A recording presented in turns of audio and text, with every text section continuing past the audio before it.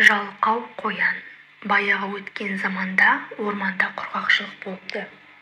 Жаз келсе де бір тамшы су жаңбыр жаумапты. Шөлден азап шеккен жануарлар бір шарасын ойлап табуға жиналыпты. Сөйтіп, араларындағы біреуінің ұсынысымен құдық қазуға бел буыпты. Барлық жануарлар, тіпті құстарға шейін күндіз-түні еңбек етіп құдық қазуға кірісіпті. Бірақ араларындағы қоян ғана «Мен әлі кішкентаймын» деп жалқауланып жұмыс істегісі келмепті.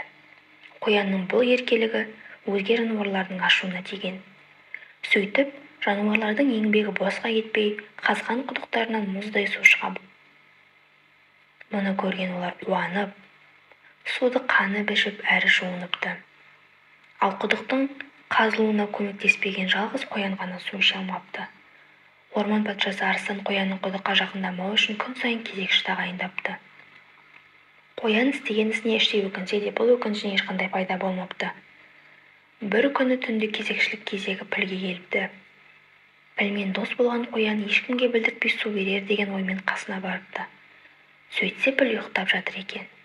Қанша оятса да ұйқысынан тұрмапты. Болмаған соң құлағына барып айқайлапты. Ұйқысынан шошып оянған піл құдықтың шетінде үйіліп тұрған үйіндіге соқтығысып үйіндіні құдықтың ішіне құлатып алыпты. Осылайша құдық бітеліп қалыпты. Болған оқиғаға қатты қайғырған піл, мұның бәрі менің кесірім, енді не ішеміз, ертең жануарлар не дейді деп жылай бастапты. Қоян, достым, қайғырма, бір жолын табармыз, екеуміз де осы құдықты қазатын болсақ таң атқанша бітіріп қалармыз депті. Сонда піл, сен кішкентай әрі әлсізсің ғой десе, қоян, енді көрде тұршы менің қалай жұмыс істейтінімді кепті.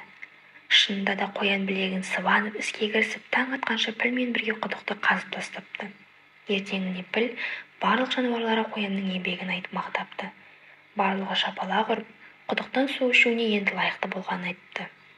Қоян су ішкенімен қоймай, өзге жануарлармен қайта татуласқанында қатты қуанады.